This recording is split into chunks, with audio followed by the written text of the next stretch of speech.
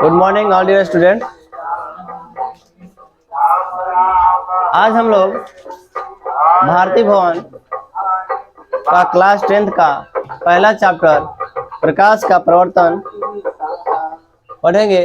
उसमें हम लोग जहाँ तक पढ़ चुके हैं उसके बाद से पढ़ेंगे। हम लोग पिछले कक्षाओं में अवतल दर्पण के सारे प्रतिबिंबों को जाने थे कि कौन सा प्रतिबिंब कहाँ बनता है, उसके बारे में जाने थे। आज हम लोग उत्तल दर्पण में बने प्रतिबिंबों के बारे में जानेंगे। उत्तल दर्पण में दो कंडीशन होती है, मात्र इसमें दो ही कंडीशन होती है और उसका प्रतिबिंब बनता है, दो ही कंडीशन का। तो हम लोग लिखते हैं उत्तल दर्पण में बने प्रतिबिंब। उत्तल दर्पण में बने प्रतिबिंब, ध्यान देंगे इधर पहला पोजीशन क्या होता है। तो पहला पोजीशन ये है कि जब वस्तु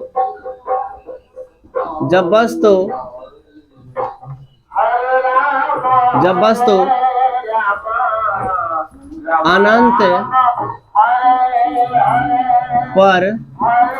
रखे हो तो प्रतिबिंब बनेगा। आइए दिखाते हैं कि जब वस्तु अनंत पर रखी हो तो प्रतिबिंब कहाँ बनेगा, कैसा बनेगा, ये हमें जानना है। और ये दर्पण है उत्तल दर्पण, ना कि अवतल है। तो हमें ध्यान देना है, ये उत्तल दर्पण में वस्तु को अनंत पर रखा जा रहा है तो प्रतिबिंब कहाँ बनेगी, कैसा बनेगी, आइए जानते हैं। अवतल दर्पण पहले बनाएंगे। ये आपको पता है कि अवतल दर्पण हम उसे कहते हैं कि गोलीय दर्पण को अंदर से कलई करते तो बन जाता है अवतल दर्पण। तो ये अपना है हो गया अवतल दर्पण। और इधर हम लोग फोकस बिंदु और वक्रता के ले लेते हैं।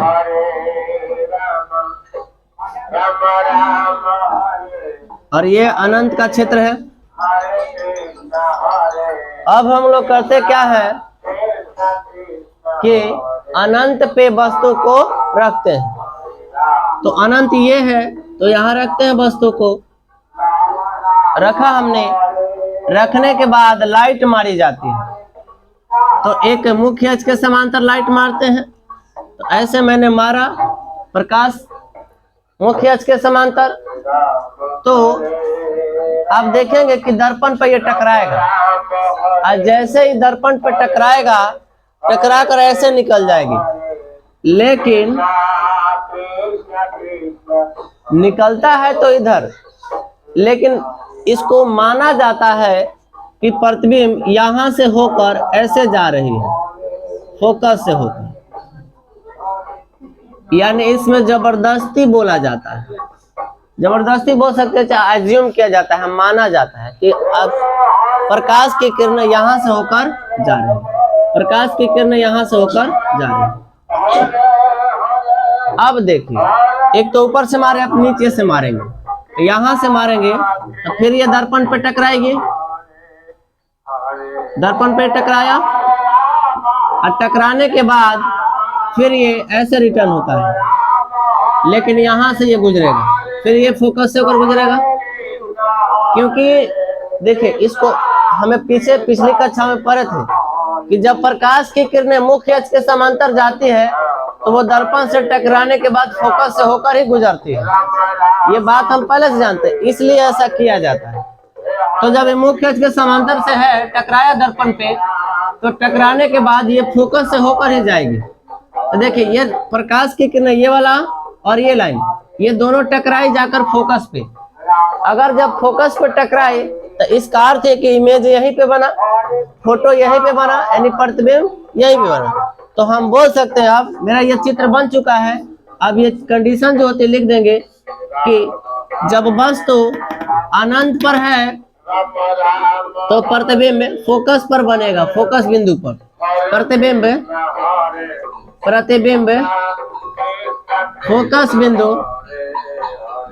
फोकस बिंदु अर्थात ए पर बनेगा, ए पर बनेगा। ये हो गया पहला बात। दूसरा बात, आप देख रहे होंगे कि ये जो प्रतिबिंब है जबरदस्ती बनाया जा रहा है। ये प्रतिबिंब जबरदस्ती बनाया जा रहा है, तो इसका मतलब ये है कि ये प्रतिबिंब आभासी होगा और सीधा होगा। ये प्रतिबिंब आभासी एवं सीधा होगा, आभासी एवं सीधा होगा। और तीसरा ये कैसा होगा, तो बहुत ही छोटा है। देखिए बहुत बड़ा है, यहाँ बिंदु जैसा बन रहा है, वस्तु से बहुत छोटा, वस्तु से बहुत छोटा, यानी बिंदु जैसा बोल सकते हैं, बहुत छोटा बिंदु जैसा। तो आप इसको वीडियो को पॉज करके लिख लीजिए, तो उसके बाद हम लोग दूसरा कंडीशन जानते हैं। हाँ, तो पहला कंडीशन हम लोग देख लिए। अब हम लोग दूसरा कंडीशन देखते हैं। दूसरा कंडीशन ये है कि जब वस्तु उत्तल दर्पण में अनंत और ध्रुव के बीच में रखी हो तो प्रतिबिंब बनेगा। अब जब उत्तल दर्पण में अनंत और ध्रुव के बीच में होगा तो प्रतिबिंब कैसा बनेगा, कहाँ बनेगा, ये जानते हैं। तो सबसे पहले उत्तल दर्पण लेते हैं हम लोग, अंदर से ये कलई कर देते हैं।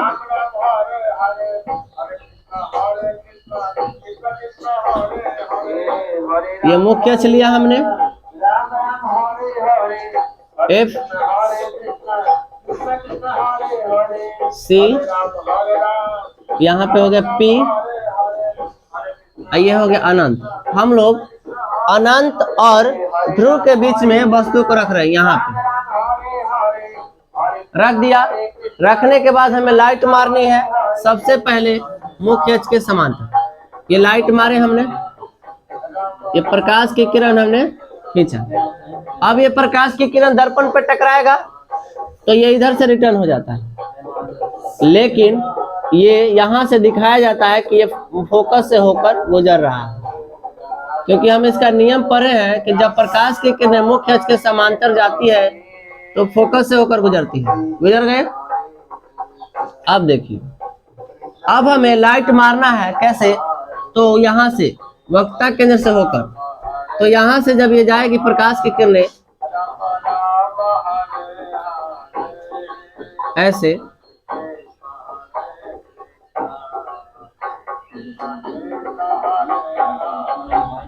दर्पण पे टकराएगा और यहाँ से इसको दिखाया जाता है कि जब वक्रता केंद्र से होकर जाएगा तो गुजरेगा वक्रता केंद्र से ही, और पुनः फिर उसी पे रिटर्न हो जाती है।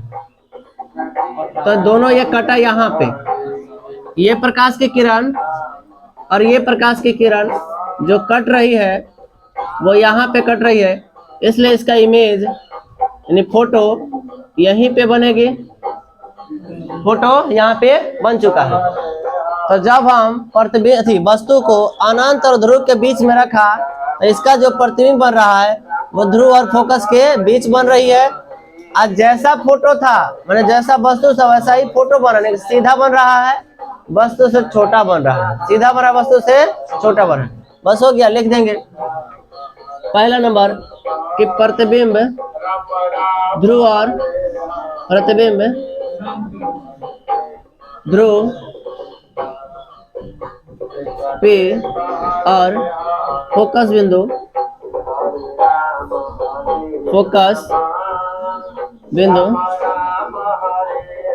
एफ के बीच में बनेगा। नंबर 2 आभासी और सीधा प्रतिबिंब बनेगा। और नंबर 3 वस्तु से छोटा बनेगा। तो इसी के साथ ये उत्तल दर्पण का जो दो कंडीशन थी वो समाप्त होती है और हमें इतना ही चित्र बनाना है, यानी अवतल दर्पण में 6 बनाना है और उत्तल दर्पण में 2। हाँ तो डियर स्टूडेंट, हम लोग उत्तल दर्पण और अवतल दर्पण में जितने भी प्रतिबिंब बनते हैं वो सारे प्रतिबिंबों के बारे में जाने। अब हम लोग आगे उत्तल दर्पण और अवतल दर्पण में जो कुछ गुण है उनके बारे में जानते हैं। तो आइए दिखाते हैं अवतल दर्पण और उत्तल दर्पण के थोड़ा सा जो गुण है वो जानते हैं। पहले सबसे पहले अवतल दर्पण देख लेते हैं। अवतल दर्पण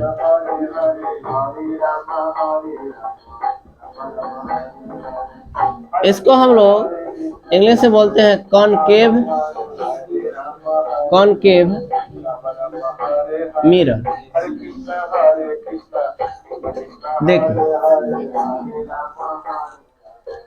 इस दर्पण को हम एक और नाम से जानते हैं। क्या कि इस दर्पण को एक और नाम ये है अभिसारी दर्पण। इस दर्पण को हम अभिसारी दर्पण भी कहते हैं। अब आप लोग सोचेंगे कि इसको हम अभिसारी दर्पण क्यों कहते हैं, तो देखिए आपको यहाँ जवाब मिल जाएगा। जब आप चित्र बना रहे थे तो उसमें देख रहे थे कि अवतल दर्पण में जो हम चित्र जब बना रहे थे, जब प्रकाश की किरणों को हम गुजार रहे थे दर्पण से, तो हो ये रहा था कि वो प्रकाश की किरणों को एक जगह केंद्रित कर रहे थे। यानी कि ये करता क्या है कि अवतल दर्पण अपने से होकर जाने वाली प्रकाश की किरणों को अभिसारित करता है, यानी कि अपनी ओर माने आकर्षित करता है, अपनी ओर अभिसारित करता है। इसलिए इसको हम कहते हैं अभिसारी दर्पण। इसको हम अभिसारी दर्पण कहते हैं क्योंकि ये प्रकाश की किरणों को अभिसारित करता है। तो याद रखेंगे कि अवतल दर्पण को अभिसारी दर्पण भी कहा जाता है। पहला पॉइंट ये हुआ। और दूसरा पॉइंट याद रखेंगे कि अवतल दर्पण में जो प्रतिबिंब बनती है वो देखे थे हम, इसमें आभासी और सीधा, आभासी और सीधा बन रहा था अभी। यानी कहने का मतलब मेरा ये है, आभासी भी बन रही थी, वास्तविक भी बन रहे थे। आभासी और वास्तविक भी बन रही थी और सीधा उल्टा, सीधा उल्टा। यानी बोल सकते हैं कि अवतल दर्पण में आभासी भी बनती है, वास्तविक बनती है, सीधा भी बनती है और उल्टा भी बनती है, यानी दोनों के दोनों बनते हैं। तीसरी बात जानते हैं। तीसरा बात ये जानिए कि अवतल दर्पण में जो इसका फोकस होता है, फोकस दूरी, फोकस दूरी यानी एफ, और वक्रता त्रिज्या, वक्रता त्रिज्या यानी आर, ये ऋणात्मक होती है।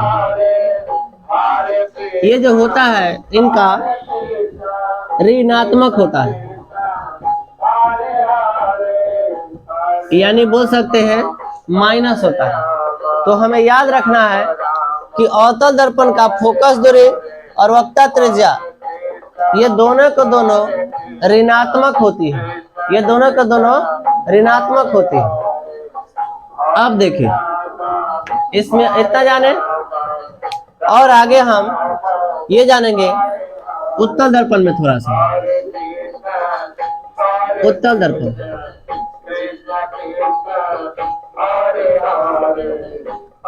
कॉन्वेक्स मिरर, कॉन्वेक्स मिरर, इसको देखिए। इस दर्पण को हम अपसारी दर्पण कहते हैं।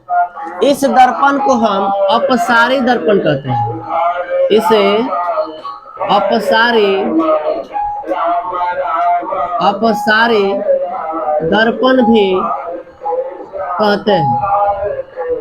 तो हमें याद रखना है कि उत्तल दर्पण को अपसारी दर्पण कहते हैं।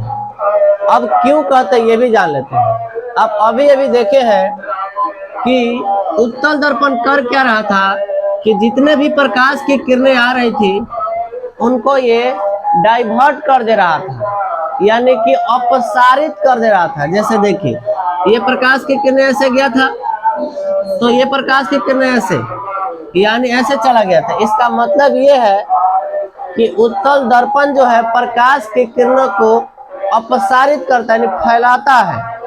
अवतल दर्पण एकत्रित करता है, लेकिन ये फैलाता है, डाइवर्ट करता है,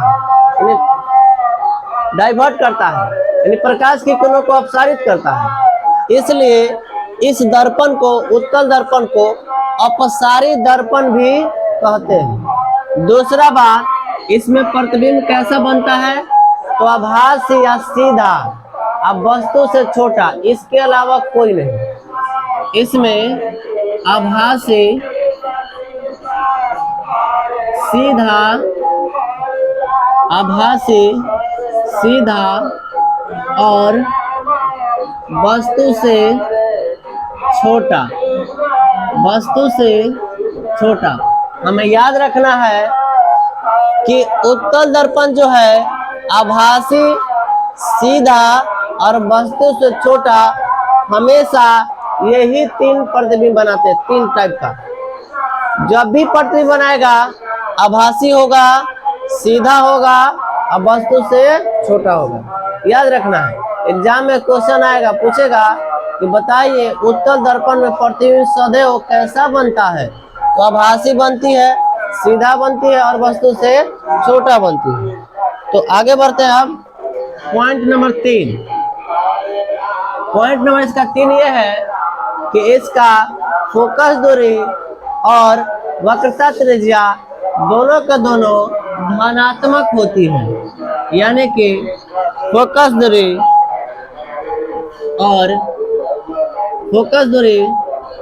और वक्रता त्रिज्या धनात्मक होती है, यानी कि प्लस होती है। क्या होती है? प्लस होती है, यानी माइनस में इसका नहीं होता बल्कि प्लस होती है। देखिए इसमें क्या था, इस अवतल दर्पण को अभिसारी कहते हैं, उत्तल दर्पण को अपसारी दर्पण कहते हैं। अवतल दर्पण में आभासी, वास्तविक, सीधा, उल्टा दोनों बनता है, लेकिन उसमें आभासी और सीधा और वस्तु से छोटा बनता है। इसका फोकस दूरी और वक्रता त्रिज्या ऋणात्मक होती है, लेकिन उसका फोकस दूरी और वक्रता त्रिज्या धनात्मक होती है। तो देखिए, एक तो हम अवतल दर्पण का उत्तल दर्पण गुण जाने या संगे संगे इनके बीच में अंतर भी जान चुके हैं। कैसे? देखिए, एग्जाम में आएगा, कहेगा कि उत्तल दर्पण और अवतल दर्पण में अंतर बताइए, तो यही लिख देंगे। एक तरफ है अवतल दर्पण रखेंगे, एक तरफ उत्तल दर्पण, ऐसे लिखेंगे। नंबर 1 में इसे अभिसारी दर्पण कहा जाता है और उसको लिखेंगे उसे अपसारी दर्पण कहा जाता है। इसमें बोलेंगे कि इसमें आभासी और सीधा, उल्टा और वास्तविक दोनों प्रतिबिंब बनती है, और उसमें केवल आभासी, सीधा और वस्तु से छोटा प्रतिबिंब बनता है। इसमें तीसरा बोलेंगे कि इसका फोकस दूरी, वक्रता त्रिज्या ऋणात्मक होती है और उसका फोकस दूरी, वक्रता त्रिज्या धनात्मक होती है। तो ये अंतर भी, ये क्वेश्चन पूछता ही है कि अवतल दर्पण उत्तल दर्पण में अंतर बताइए। तो ये प्रश्न लिख लेते हैं कि अवतल दर्पण और उत्तल दर्पण में अंतर बताइए। तो लिखते हैं,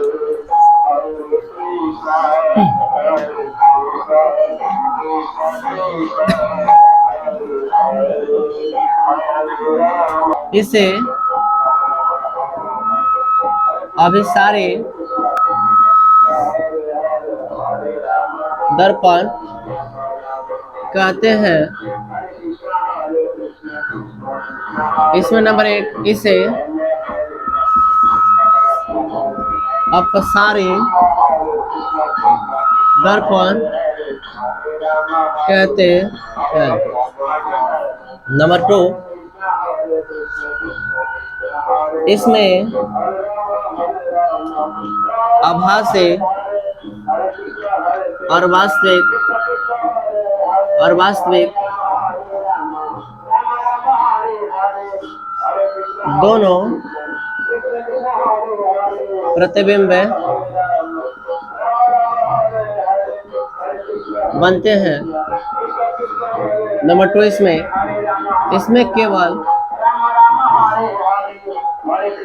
इसमें केवल आभासी प्रतिबिंब बनते हैं। ये सीधा और उल्टा दोनों प्रतिबिंब बनाता है और ये केवल सीधा प्रतिबिंब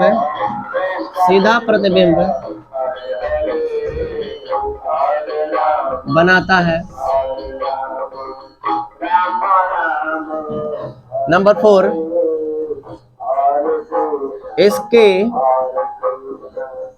वक्रता त्रिज्या एवं फोकस दूरी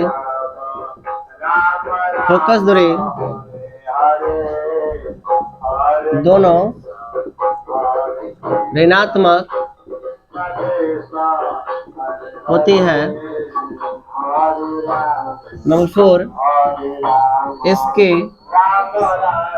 वक्रता त्रिज्या और फोकस दूरी